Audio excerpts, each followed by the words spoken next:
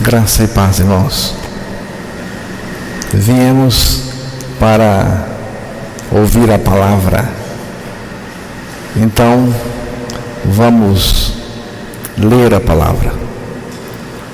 Na primeira carta de Pedro, capítulo 4, vamos ler do versículo 1 até o versículo 5.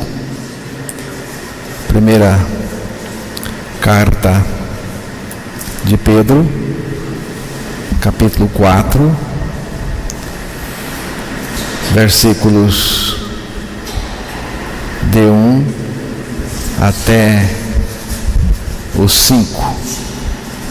Vamos ouvir com atenção e com carinho a palavra de Deus. Ora, pois já que Cristo padeceu por nós na carne, armai-vos também vós com este mesmo pensamento, que aquele que padeceu na carne já cessou do pecado, para que no tempo que vos resta na carne, não vivais mais segundo as concupiscências dos homens, mas segundo a vontade de Deus.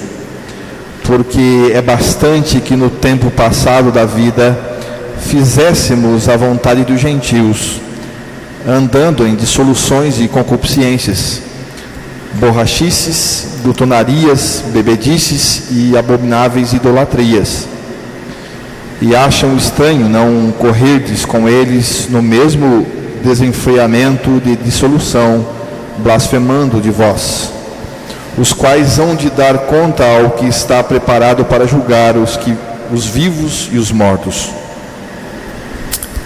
Que Deus nos dê graça para compreender a palavra e para que a palavra entre em nós e ali gere fé, para que possamos, pela mesma graça, crer de volta, crer na palavra, em nome de Jesus. Vamos analisar esses versículos. A tradução que eu estou usando e que eu faço leitura da palavra de Deus em casa, ela traz um título que eu gostei muito do título para este capítulo de Pedro, principalmente os primeiros versículos: a morte para o pecado e pureza de vida. Nós vamos ficar com esse título: a morte para o pecado e pureza de vida. Temos que analisar algumas palavras aqui. Ora, pois, já que Cristo padeceu, sofreu, morreu por nós na carne. A palavra carne, o que significa a palavra carne aqui? A palavra carne aqui está se referindo à carne de Cristo, o corpo de Cristo, o corpo crucificado de Cristo Jesus. Outra palavra que temos que ver é esta palavra padeceu. É muito importante, irmãos, porque a libertação do pecado e a vida de pureza, a libertação do pecado é uma libertação que está ligada diretamente a esta palavra padeceu. Padeceu morreu, sofreu, morreu na cruz. Então, eu entendo que Pedro estava falando da crucificação de Cristo. Quando falamos da crucificação de Cristo, estamos falando do corpo de Cristo, do corpo físico dele que foi colocado naquela cruz, né? Então, o que aconteceu lá na cruz? Lá na cruz foi colocado sobre Jesus a nossa iniquidade. A palavra do Senhor diz que o Senhor é o Pai, porque o Filho também é Senhor, mas o Senhor fez cair sobre Ele é o Filho, é Cristo, Jesus. O Senhor, o Pai, fez cair sobre Ele a iniquidade de todos nós. Não fique pensando que foi o diabo que colocou o pecado em cima de Jesus. Foi o Pai que colocou. O Senhor fez cair. Essa palavra cair já está inserido a ideia de atração, porque quando alguma coisa cai, está sendo atraída, né? Está sendo atraída. Então, irmãos, é a lei da atração, né? Então, lá na cruz, toda a nossa iniquidade estava sobre Ele. Pedro também disse que Ele mesmo carregou, levou, trouxe para o seu corpo os nossos pecados. Nossos pecados significa todos os pecados de todo mundo, né? João Batista também disse: eis o Cordeiro de Deus que tira o pecado do mundo. Tirou colocando nele lá na cruz, né? E então, lá na cruz, no corpo de Jesus, o que estava sobre o corpo de Jesus? No corpo de Jesus, nossos pecados, a nossa natureza de todo mundo, né? O nosso homem velho, tudo estava nele, tudo que é pecaminoso, né? Eu vou dizer algo aqui que parece que é chocante, e mas foi a verdade. Jesus se transformou lá na cruz na lixeira de Deus, na lixeira do mundo, porque foi colocado em Cristo todo um lixo moral, todo um lixo pecaminoso. Hoje o mundo está com dificuldade por causa do lixo. Onde vamos colocar tanto lixo? Lixo é perigoso, não é? Então, mas o pecado é o pior tipo de lixo, e foi tudo colocado em Jesus. Então, irmãos, você pode imaginar o sofrimento de Jesus naquela cruz? Você pode imaginar o quanto ele estava sofrendo ali? A operação do pecado no corpo de Jesus, né? Imagine um bebê uma criança linda, sadia, e alguém muito perverso nesse caso, injeta na veia dessa criança bactérias perigosas, enche ela disso.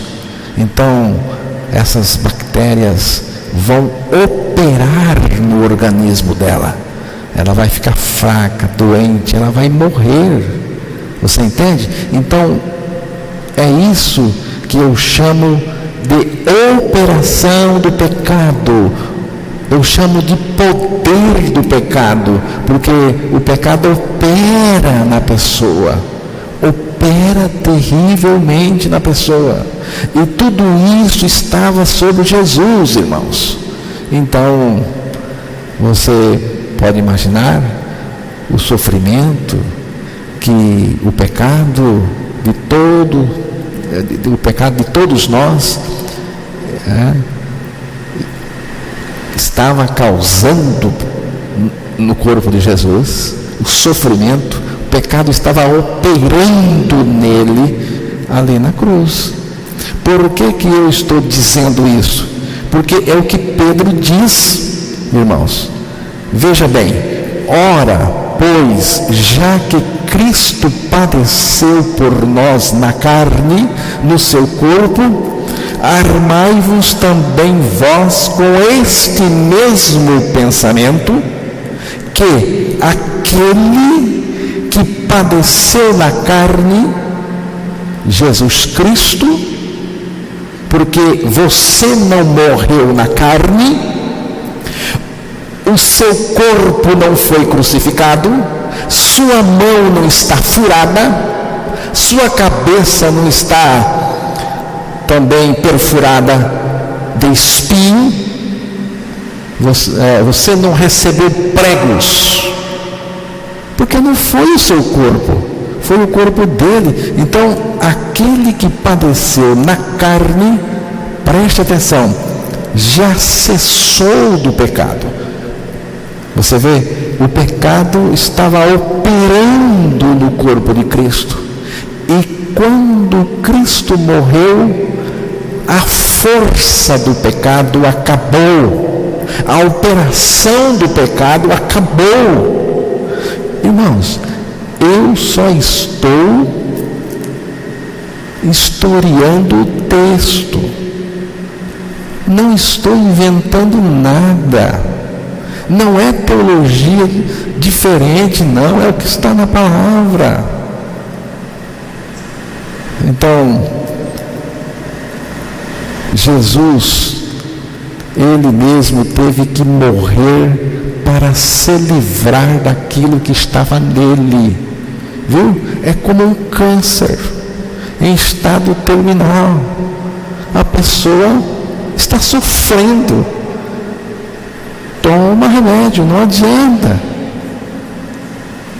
Quando a pessoa morre,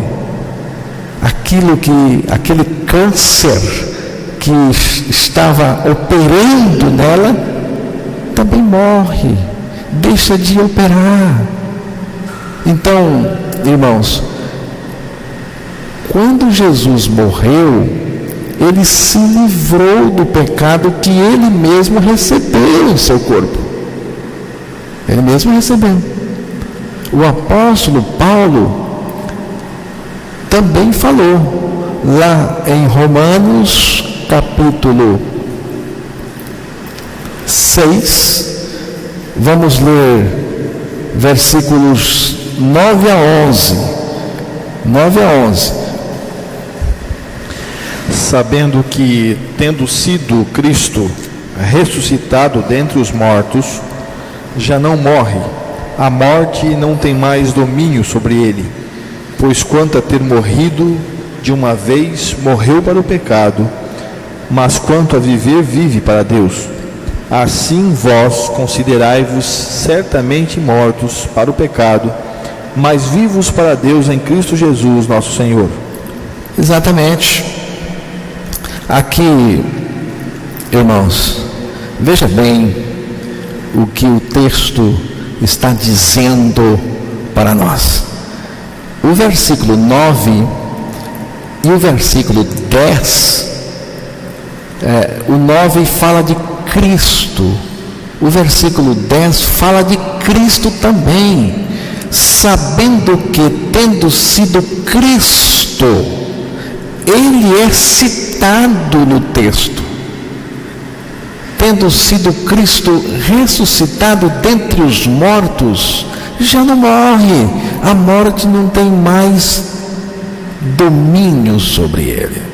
Pois, quanto ao ter morrido, falando de Jesus, de uma vez morreu para o pecado. Você vê, Jesus morreu para o pecado.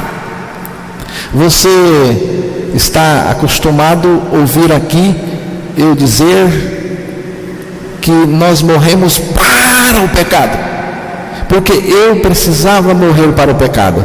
Agora o apóstolo Paulo está dizendo que Jesus morreu para o pecado. Ele morreu para o pecado, porque o pecado estava nele, o seu pecado, o meu também.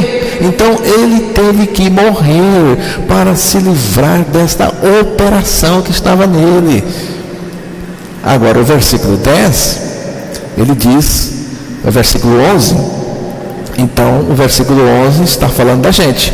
Assim também vós considerai-vos certamente mortos para o pecado, mas vivos para Deus em Cristo Jesus. Irmãos, o raciocínio é nítido, é cristalino. Veja, assim como quando Jesus morreu, ele ficou livre do pecado que estava nele, assim também nós ficamos livres do pecado, da operação do pecado, da força e do poder do pecado. Quando nós morremos com ele, o pecado cessou nele, cessou em mim. O pecado cessou. Então, o que eu preciso? Eu só preciso crer. Viu? A salvação de Deus é fácil, fácil. É só crer, irmãos. Viu? Ser salvo é muito mais fácil do que ir para o inferno. É só crer. E não precisa fazer nada, porque ele já fez tudo, absolutamente tudo. Você entendeu? Se você não entendeu, levante a mão. Irmão, você diz assim: irmão Carlos, eu preciso entender melhor. Aí a gente discute, porque eu quero que você entenda tudo direitinho, viu? Então, aí o texto lá diz assim: armai-vos também do mesmo pensamento. O texto de Pedro: armai-vos também do mesmo pensamento. Que pensamento? Que pensamento? Que nós fomos crucificados no corpo de Cristo na cruz, irmãos.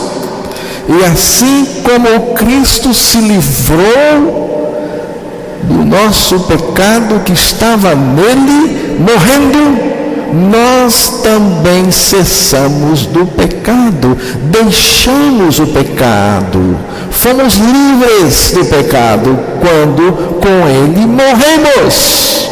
É o pensamento aqui. Nós sofremos a morte com ele, nós padecemos a morte com ele naquela cruz. Pedro identifica os irmãos com Cristo na cruz. A palavra também que aparece no primeiro versículo, assim também, faz a ligação entre o pecador e a cruz, e Cristo na cruz, irmãos. Quando um crente se identifica com Cristo na cruz, ele sabe, ele não tem dúvida nenhuma que ele deixou o pecado, viu? E o tempo verbal que aparece, tendo deixado o pecado, indica uma ação que ocorreu no passado, mas tem efeito no presente e no futuro. É algo para nós hoje, é algo para nós agora, neste instante. Estava falando lá no Tereré com o Emerson que o religioso, a mente religiosa, né, ela joga tudo para o futuro.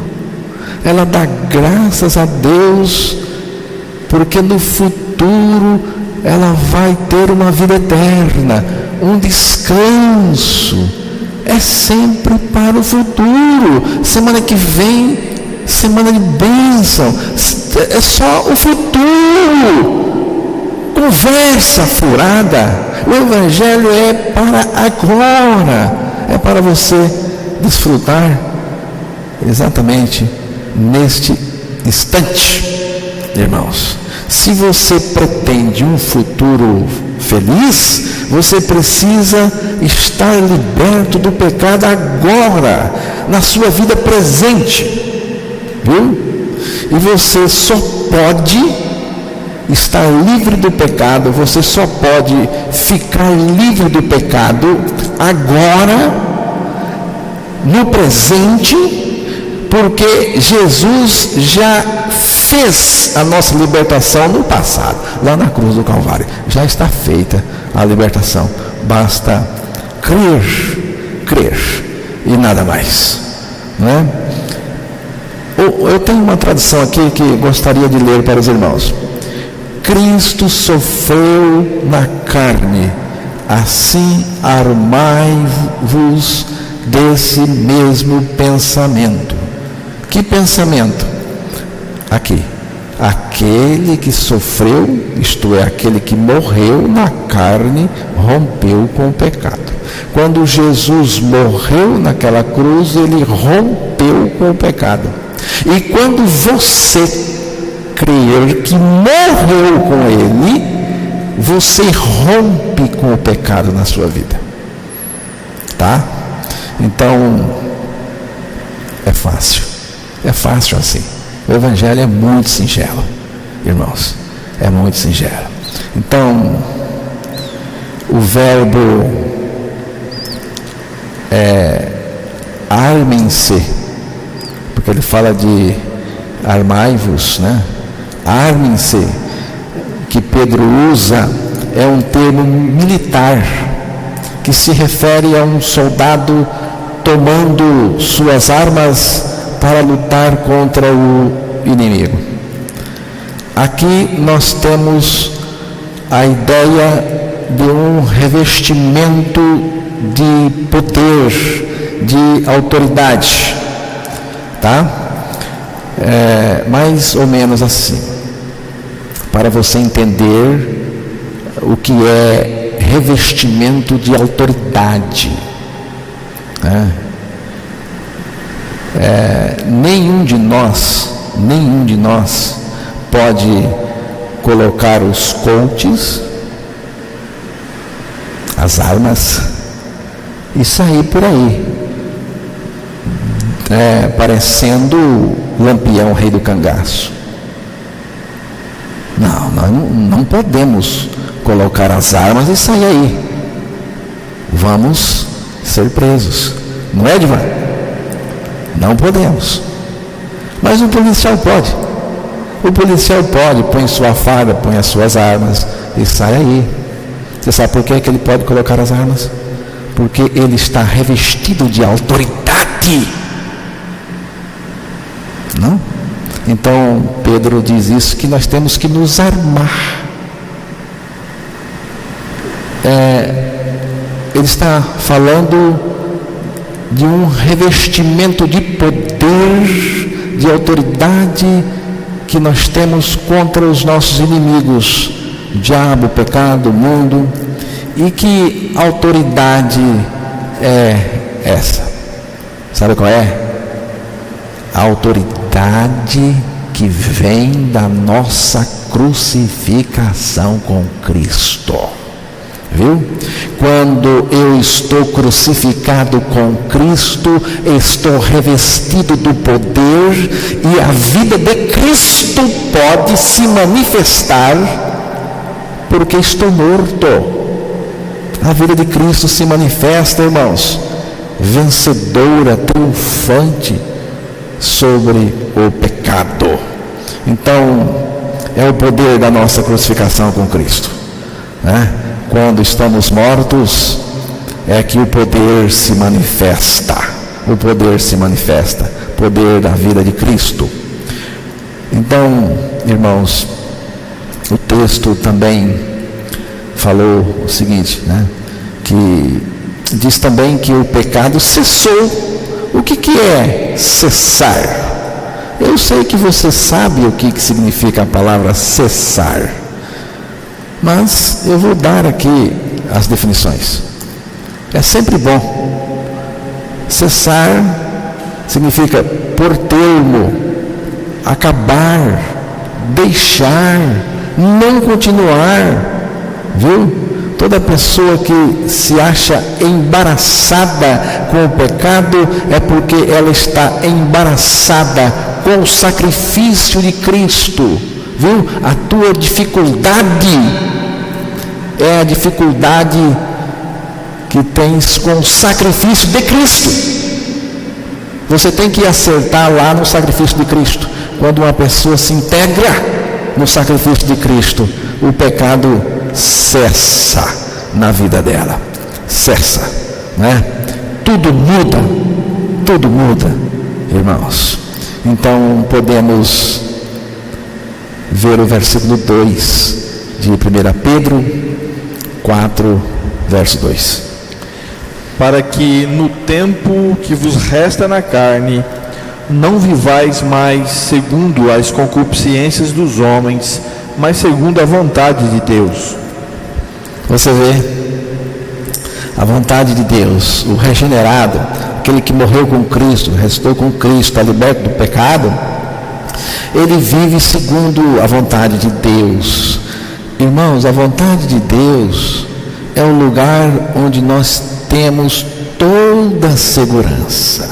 O refúgio é seguro, viu? Se você está na vontade de Deus, você está em um lugar seguro. O lugar mais seguro que existe é quando você está dentro da vontade de Deus. Agora eu estou bem, porque eu tenho emprego, eu consegui um bom emprego, agora as coisas estão dando certo. Não, irmãos, não é nada disso. O lugar seguro é a vontade de Deus, é dentro da vontade de Deus. Meu irmão, você, na vontade de Deus, dentro dela estará totalmente seguro e protegido, né?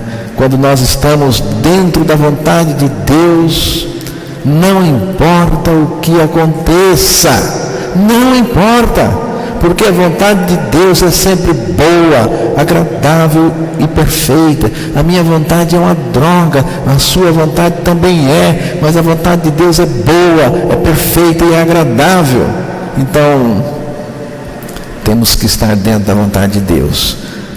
Agora, irmãos, o ser humano no pecado não consegue fazer nem mesmo a sua vontade, quanto mais a vontade de Deus. Quanto mais a vontade de Deus, né? Então, nós precisamos ser libertos do pecado para depois, pela graça de Deus, exercer a vontade de Deus, né? Eu não sou capaz de fazer a vontade de Deus, mas pela graça de Deus eu me rendo a Ele e pela mesma graça, Cristo vem operar em mim, como diz o texto sagrado, o querer e também o realizar. A vontade dos homens, você sabe qual é a vontade dos homens? Você lê de novo, Emerson, o versículo 2, olhando para mim, porque aí eu vou dar o sinal aí, vai lendo aí, que veja bem. Ouçam, irmãos. Para que no tempo que vos resta na carne, não vivais mais segundo as concupiscências dos homens. Veja só, como que os homens vivem? Veja. Mas segundo a vontade de Deus. Porque é bastante que no tempo passado da vida fizéssemos a vontade dos gentios, andando em dissoluções, concupiscências, borrachices, glutonarias, bebedices, abomináveis idolatrias. Você vê como que o homem anda, o ímpio, o pecador? Você quer saber como que é a vontade do pecador? É esta. Diz aqui que porque é bastante que no tempo passado da vida fizéssemos a vontade dos gentios. Veja bem, vontade dos gentios, a vontade dos pecadores, a vontade dos ímpios, andando, aqui é a vontade do homem, andando em dissoluções, desejos malignos, borrachices, e cada nome aqui que é uma agonia só em ler. Entende? Então eu vou aqui logo resumir tudo aqui. A vontade dos homens pecadores, a vontade do pecador, sabe qual é a vontade do pecador? Pecar, pecar e pecar. O mundo exalta o pecado. A novela Amor à Vida é todinha de pecado em pecado. Não é fanatismo que estou dizendo, não. Quem assistiu sabe do que eu estou dizendo. Do começo ao fim foi uma novela exaltando o pecado. Começou e terminou exaltando o pecado. Porque esta é a vontade do pecador, irmãos. Amor à vida. Que vida? Amor à vida ímpia. Viu? Jesus disse: quem ama a sua vida, perdê-la. E quem odiar a sua vida, eles não tinham que amar esta vida, não. Tem que odiar essa vida pecaminosa para morrer em Cristo Jesus. Então, irmãos, mas coisa pior está acontecendo do que novela. Viu? Coisa pior.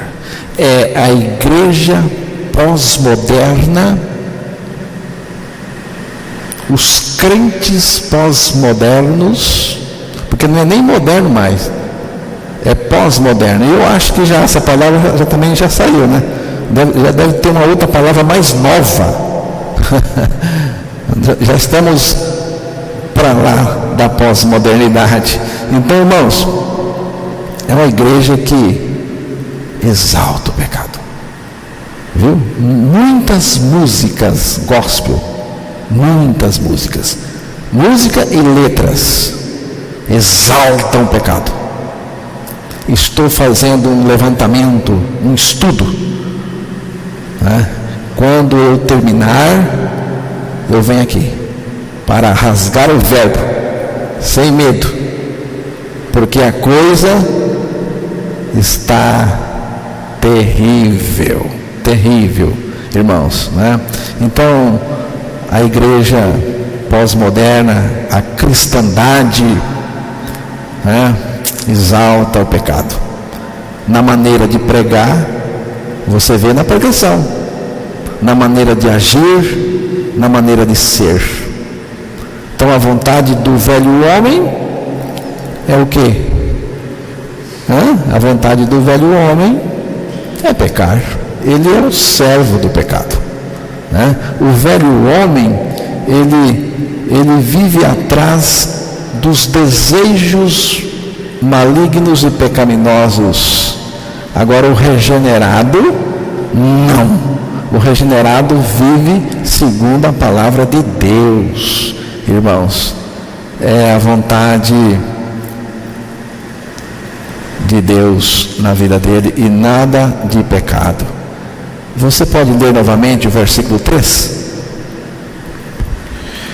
Porque é bastante que no tempo passado da vida fizéssemos a vontade dos gentios, andando em dissoluções, concupiscências, borrachices, glutonarias, bebedices e abomináveis idolatrias. Veja bem, o apóstolo Pedro coloca um divisor de tempo aqui. Preste atenção na palavra, meu irmão, porque é bastante que no tempo passado da vida fizéssemos as mesmas coisas que eles fazem. Viu? Mas no passado, agora não, agora é presente. A gente fez, agora estamos libertos, irmãos, estamos libertos. Vou dizer aqui o seguinte: pecado na vida de um regenerado é coisa do passado. E se eu estivesse diante de um povo crente de verdade, vocês iam se alegrar bastante com essa expressão, viu? Pecado na vida do regenerado é coisa do passado. Coisa do passado. Então, verso 4. E acham estranho não correrdes com eles no mesmo desenfreamento de dissoluções, blasfemando de vós. Você vê? E acham estranho eles, pecadores do mundo e os pecadores de igreja, acham estranho não correres com eles no mesmo desenfreamento. Veja que palavra, parece a besta fera. Olha aqui, irmãos, desenfreamento. Não tem freios na velha natureza, né? Então você não vai com eles na prática do pecado.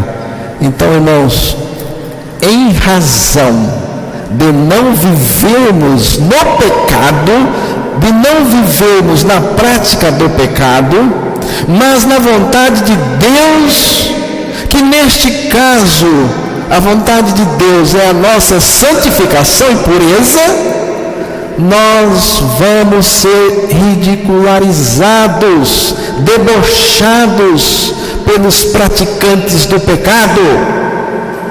Viu, irmãos?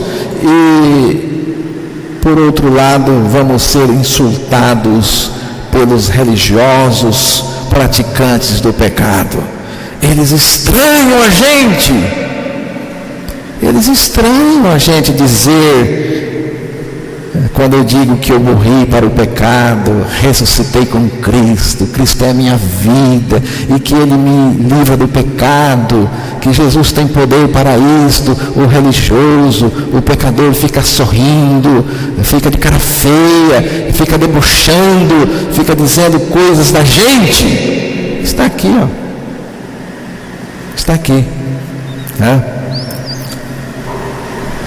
Bem, vai ficar por isto mesmo?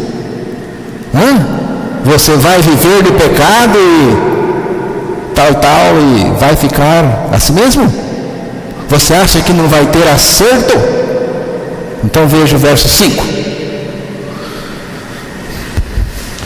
Os quais hão de dar conta ao que está preparado para julgar os vivos e os mortos. Você viu? Não vai ficar assim mesmo. os quais hão de dar conta, hão de dar conta ao que está preparado para julgar os vivos e os mortos. Você sabe quem é que está preparado para julgar vivos e mortos? Jesus Cristo. Jesus Cristo, Ele está preparado. Você sabe por que ele está preparado para julgar vivos e mortos?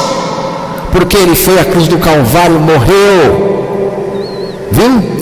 E desceu à mansão dos mortos, e desceu as regiões pardacentas, as regiões escuras do inferno, e de lá Ele veio ressuscitando com poder, e diz a palavra que Ele tem nas mãos a chave da morte e do inferno.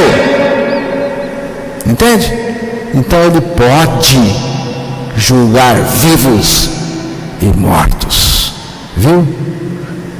E então todos os pecadores hão de prestar contas diante do grande trono branco do julgamento de Deus, viu?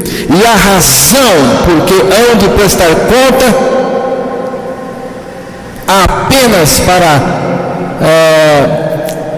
se tornarem conscientes que Deus não está fazendo injustiça com eles,